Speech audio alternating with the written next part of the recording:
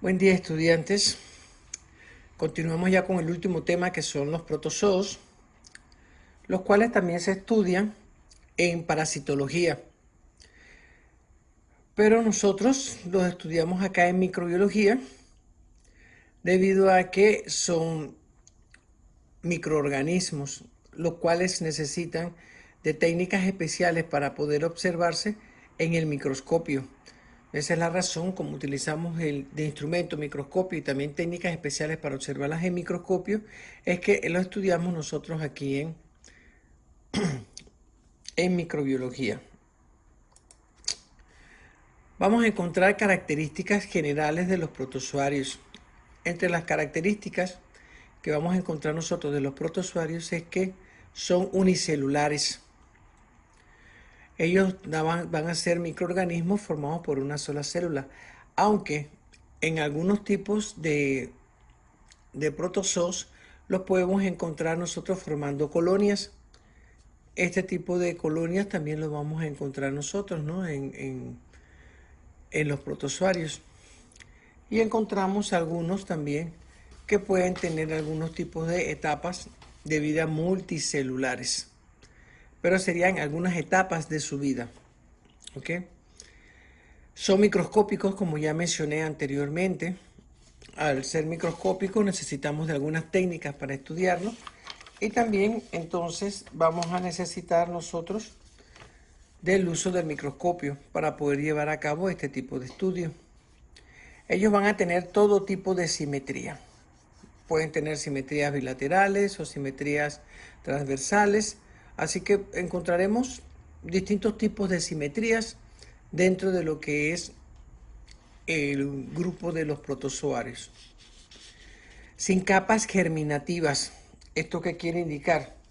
Cuando algún microorganismo o algún organismo o ser vivo tiene capas germinativas, nos está indicando que van a tener formaciones en las células durante su desarrollo embrionario. Van a tener distintos tipos de células que van a ser más que nada especializadas a la hora de llevarse a cabo el desarrollo embrionario.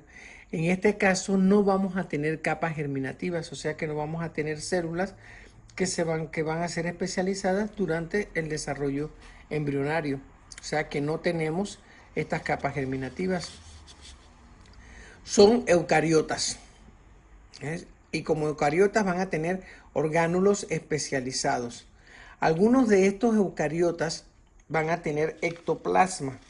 El ectoplasma consiste en una región periférica de la célula, la cual carece de orgánulos.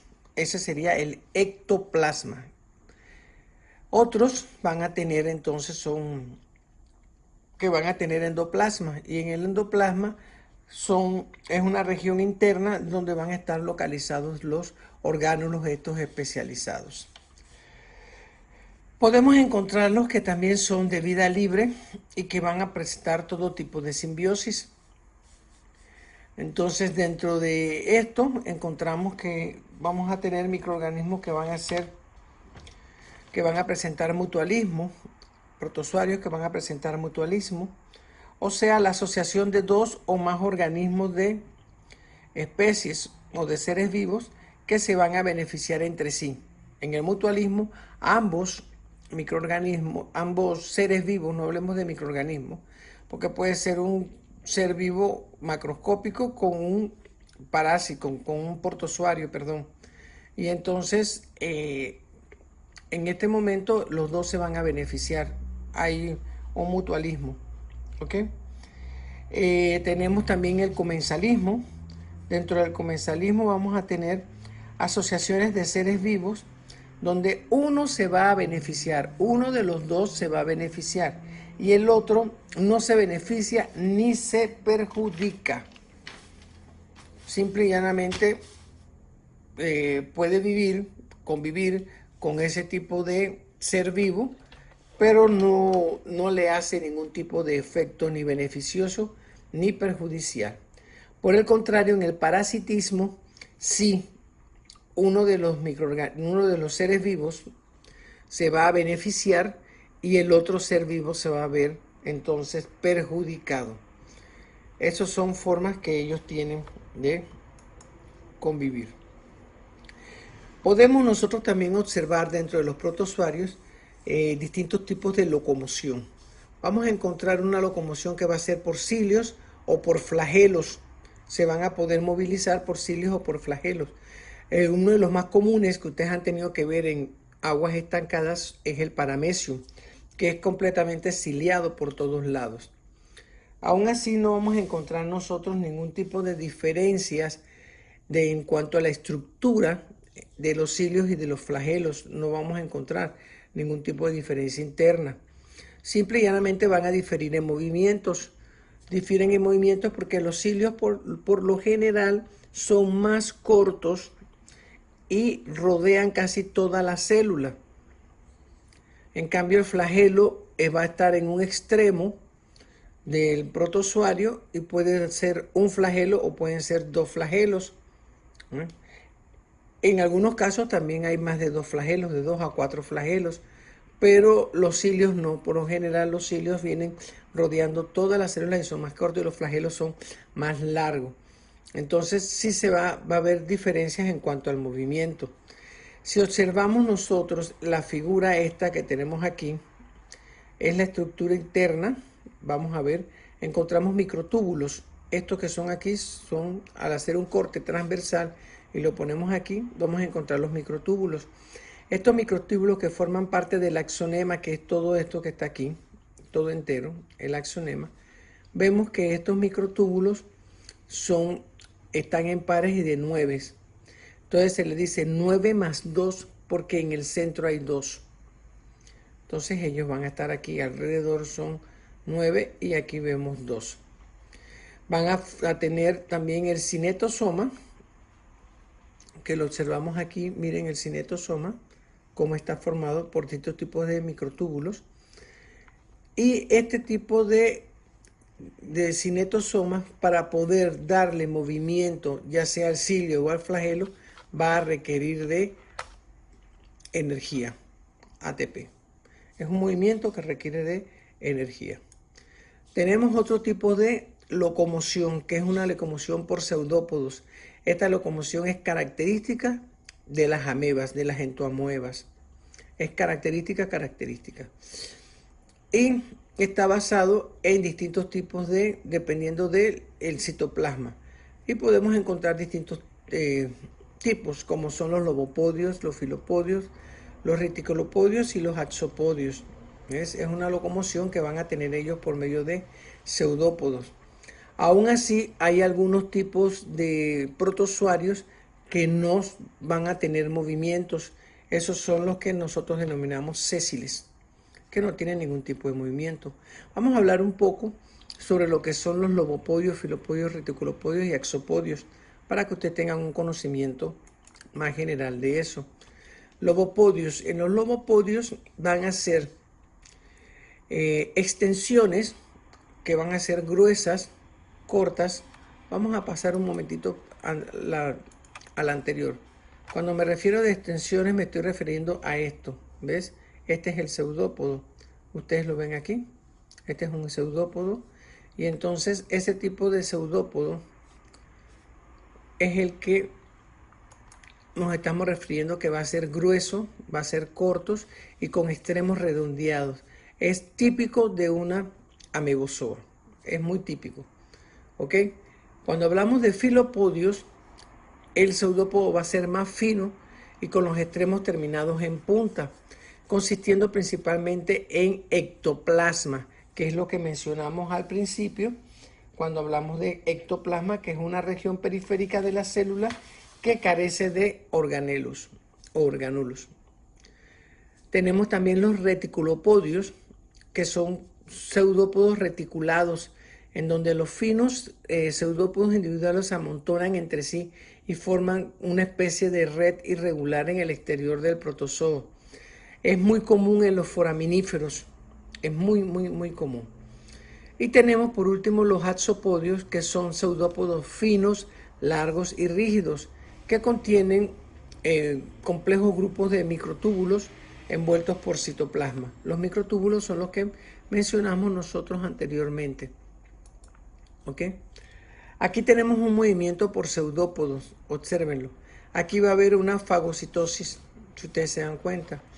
Este protozoario, ¿ves? Tiene aquí donde va a encontrar el nutriente y entonces va haciendo extensiones por medio del pseudópodo, hace extensiones, hace la extensión aquí hasta que tiene ya localizado el nutriente y después entonces envuelve el nutriente. Miren cómo lo envuelve y hace hace una fagocitosis. Y entonces se forma, esto sería una vacuola alimenticia. ¿Ok? Aquí tenemos otros. Este es un reticulopodio que es de un foraminífero. Aquí lo tenemos.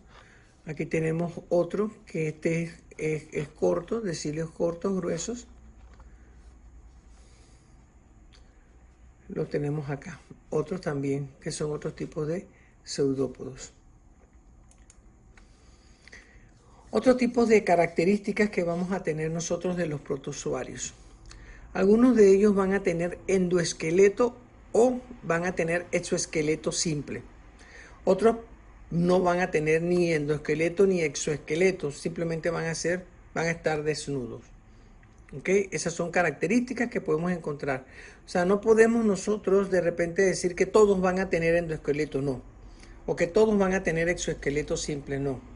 ¿Ves? Hay algunos con endoesqueleto, otros con exoesqueleto simple y otros que están completamente desnudos. Lo que sí es común a todos ellos es la digestión. Es una digestión intracelular, o sea que ocurre dentro de lo que es la célula. Eso sí, es característico de todos ellos. Y vamos a tener todo tipo de nutrición. Algunos van a ser autótrofos, o sea que ellos van a poder sintetizar sus propios alimentos. Otros van a ser entonces heterótrofos. Esos heterótrofos es que ellos van a necesitar obtener sus nutrientes en el medio en el cual ellos están desarrollándose. Dentro de los heterótrofos vamos a tener saprozoicos u osmótrofos y vamos a tener holozoicos o fagótrofos. ¿Okay? Hablaremos de cada uno de ellos. Pero indistintamente si es saprozoico o si es holozoico, tenemos algo que es muy importante en los protozoos que no se observaba en los otros tipos de microorganismos que nosotros hemos visto. Ellos van a tener no solamente lo de la formación de la vacuola digestiva, como se menciona aquí, sino que van a tener un citostoma y van a tener un citoprocto. El citostoma se refiere a que va a ser una abertura oral, que es por donde va a entrar el alimento. Esto es en el caso de que no ocurra fagocitosis ni pinocitosis, ¿ok? Porque en el caso de fagocitosis y pinocitosis, entonces funciona la vacuola digestiva. Pero entonces, si no, ellos no tienen fagocitosis y pinocitosis, el protozoo va a tener un citostoma que va a ser una abertura oral por donde entra el nutriente. Y va a tener un citoprocto, que es una abertura, o digámoslo, anal, que es por donde salen los desechos. ¿Ok? Esto es característico de una nutrición holozoica. ¿Qué es una nutrición holozoica? Es ingestión de organismos enteros o partículas de ellos, ¿ves? En donde tenemos aberturas bucales, que es lo que mencionamos anteriormente, ¿no? Que las cuales pueden ser temporales o permanentes. Son denominadas citostomas. Y también van a tener aberturas anales, que son los citoproctos, ¿ok? Entonces, fagocitosis, ya lo vimos, ya le mostré una figura donde se fagocitaba un nutriente. Es muy común en amoebas o en amebas o en tamoebas. ¿Ves? Y es un englobamiento pseudopodial, de pseudópodos. Y en la pinocitosis es al revés. En la pinocitosis lo ocurrió fue una invaginación de la pared corporal y va a formar entonces un canal pinocítico, el cual desemboca en la vesícula pinocítica, que también es una vesícula digestiva, es una vacuola digestiva. ¿Ok? Y vamos a tener nosotros la nutrición saprozoica, que ya hemos hablado de nosotros de saprófitos, en donde se toman nutrientes a través de la superficie corporal, las cuales se conocen como permeación, y parece que hay otra cosa más implicada. Disculpen, que una simple difusión.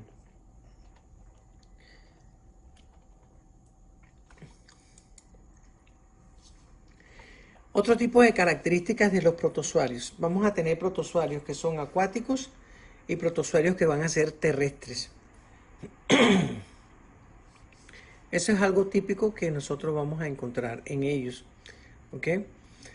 En cuanto a su reproducción, vamos a tener reproducción asexual, que va a ser por fisión, por gemación o por quistes. En la fisión vamos a tener dos tipos de fisión. Vamos a tener una fisión binaria y una fisión múltiple, que se puede dar en ambos casos. La fisión binaria puede ser longitudinal o transversal. Entonces aquí nosotros tenemos a una arcela, la cual se va alargando, alargando, alargando hasta que ocurre una fisión transversal. Mírenla, aquí está, ¿ven? Ocurrió una fisión transversal, es una reproducción asexual y entonces da origen a una célula viva. Esto también en la euglifa vamos a ver que se va alargando, alargando, alargando hasta que hay una réplica del material genético y ocurre también, esta es una fisión binaria transversal. Y aquí tenemos el caso y tenemos la célula hija.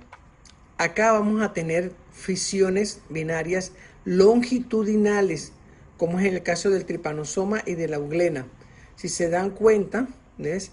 Ocurre la replicación en la euglena, se replica el material genético y una vez replicado el material genético empieza la escisión o la fisión binaria, que es longitudinal, perdón. Esta es longitudinal.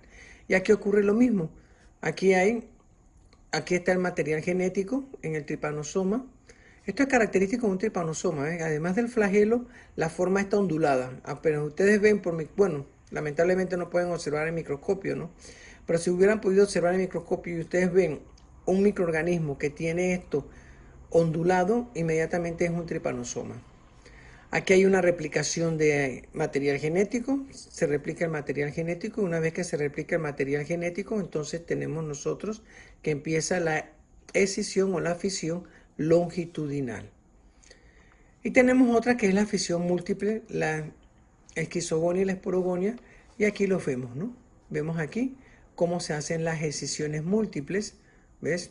Multiplicación de los núcleos. Aquí está un solo microorganismo, se va haciendo una multiplicación de los núcleos y van a tener entonces cada uno de ellos va a generar a un protozoario. Mírenlo aquí, ¿ves? Cada uno de estos va a generar un protozoario y aquí lo tenemos nosotros. Las características de reproducción sexual, vamos a tener gametos nucleares o pronúcleos. ¿Okay? Eso lo vamos a ver ahora más adelante en las figuras de los gametos nucleares o pronúcleos.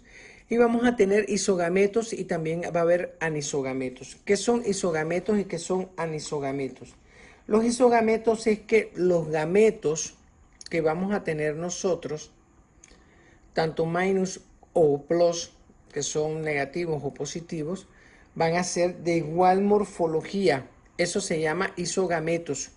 Y los anisogametos es que van a tener morfología distinta. Los gametos, tanto el positivo como el negativo, van a tener distintos tipos de morfología. Y en los isogametos tienen los mismos tipos de morfología. Vamos a tener nosotros en la reproducción sexual que algunos van a producirse de una forma singámica o por una singamia, otros por una autogamia y en otros va a haber conjugación. Entonces, explicaremos en la siguiente transparencia, lo de la singamia, lo de la autogamia y lo de la conjugación. En la singamia vamos a tener nosotros dos células que se convierten en gametos y se unen. Aquí tenemos una célula y otra célula. Ambas células, ¿ves?, se van a unir. Aquí están, ¿ves?, se van a unir. Aquí está la que es oscurita, la que es clarita. Aquí está la clarita, aquí está la oscurita. Van a unirse y al unirse entonces van a producir unas células en las cuales tienen ellos uniones de los dos gametos. Esta es una singamia. Una parte es oscurita, otra parte clarita, una parte oscurita, otra parte clarita. Entonces van a tener eso, que es la unión. ¿Ves? Dos células, son dos células distintas, se van a convertir en gametos. Ellas se convierten en gametos y entonces ellas se unen. Y al unirse van a tener esta mezcla, ¿ok?, de materiales genéticos distintos. ¿Estamos claros? Entonces, en la autogamia vamos a tener unión de dos gametos. Mírenlo, aquí hay un gameto y aquí hay otro gameto, los cuales van a estar dentro de una sola célula. Esta es una sola célula y ahí vamos a tener los dos gametos, un gameto y otro gameto. ¿Ok? Y en la conjugación vamos a tener nosotros una célula receptora y una célula que es la que va a donar, una célula donadora. Entonces va a ser un factor F plus y un factor F minus o menos. Y entonces ellas se unen y lo que hacen es que se conjugan y hacen un puente de conjugación y después entonces se obtienen dos células con el material genético replicado. ¿Ok? Aquí hay una conjugación. Y aquí salen dos células donadoras, que son dos células plus, o sea, dos células positivas. ¿Ok? Si algo no les queda claro, por favor, acuérdense que me pueden escribir. Vamos a tener nosotros también, entre lo que son los protozoarios, vamos a tener vacuolas contráctiles, las cuales van a tener algunos osmorreguladores para lo de las distintas presiones osmóticas cuando ellos se encuentran en un medio, inmersos en un medio, en donde tenemos demasiados solutos o tenemos pocos solutos. Entonces las vacuolas contráctiles van a tener algunos tipos de osmorreguladores. La excreción de los protozoarios por lo general es por medio de difusión, a menos que tenga algún tipo de citoprocto en un momento dado, y entonces la excreta por medio del citoprocto. Amoníaco es uno de los que desechan ellos, ¿no? Y el intercambio de gases va a ser a través de la cubierta del cuerpo. Ellos van a tener intercambio de gases, tanto de oxígeno como de dióxido de carbono, se tiene a través de la cubierta del cuerpo. Y también van a tener el movimiento de ellos o la circulación de ellos va a ser por el citoplasma. Aquí tenemos una vacuola contráctil para que ustedes la puedan ver. ¿Ves? Es una vacuola contráctil para que la puedan observar. Bueno, los protozoos están distribuidos en la taxonomía en filum, y el filum que más se utiliza, que no es el último filum que ha salido porque ya hay una nueva taxonomía, pero hasta hace un año y medio más o menos se utilizaba del filum Sarcomastigóforo, que era dependiendo de cómo ellos se movilizaban, dependiendo de la locomoción de ellos. Entonces yo les voy a mencionar de este filum, ¿ves?, que es el Sarcomastigóforo, que tiene el subfilum Mastigófora y el subfilum Sarcodina. Entonces les voy a mencionar, si es importante que se aprendan, ¿ves?, las clases y los órdenes. Y hay un ejemplo de cada uno de ellos, por si yo les llego a preguntar en el examen o les llego a preguntar en un quiz sobre esto y entonces ustedes puedan contestar. Pero miren, aprendan a escribir los nombres científicos. Entonces tenemos del subfilum Mastigófora, tenemos las retortamónidas en la clase Zoomastigófore y tenemos el orden Retortamónide, el orden Tricomónide, el orden Diplomónide y el orden Kinetoplástica. Kinetoplástida, perdón. Del orden Retortamónide, el ejemplo es Retortamonas intestinalis. Si se dan cuenta, el género, que es Retortamonas, va con mayúscula. Y la especie intestinalis va con minúscula. Además de eso, ellos van en cursiva. Se escriben en cursiva. Si lo hacen en computadora, se escribe en cursiva. Si lo hacen a mano, tienen que respetar el género en mayúscula y la especie en minúscula, y lo que hace es que se subraya porque está hecho a mano. ¿Ves? Porque a mano no lo pueden hacer en cursiva, así que lo subrayan. Del orden Tricomónide tenemos lo que son las tricomonas vaginalis. Es muy común este tipo de tricomonas, encontrarlos en las vaginas de las mujeres. El orden Diplomónide, tenemos la Giardia lamblia. La Giardia lamblia es muy bonita. Tiene los dos ojos de un lado. ¿Ves? No tengo figuritas, pero le hubiera puesto algunas figuritas para que se hubieran dado cuenta. Y tenemos el orden Kinetoplástida, en donde tenemos la leishmania y el trypanosoma. Esos son representantes de aquí. Si de repente deciden ustedes poner leishmania, tienen que poner SP al final. Y trypanosoma también colocan SP al final. Eso significa sin especificar. Y luego tenemos el subfilum Sarcodina. En el subfilum Sarcodina tenemos la clase Lobose. Y en la clase Lobose vamos a tener el orden Amóvide, el orden Esquisipirinidae, y también de la clase Acarpomidae tenemos el orden Lectomycidae. ¿Okay? Ejemplos, la locomoción de estos es por medio de pseudópodos. Tenemos la entamoeba histolítica del orden Amóvide. Es muy común, han tenido ustedes que oír hablar de la entamoeba histolítica. Es lo que produce lo que llamamos amebiasis.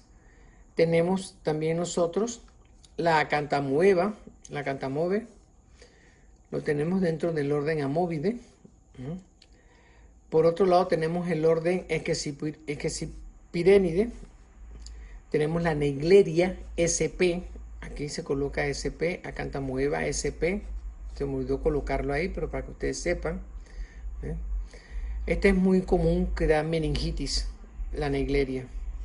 Y tenemos también la clase Acarpomidae del orden Lectomycidae, donde tenemos la Balamutia.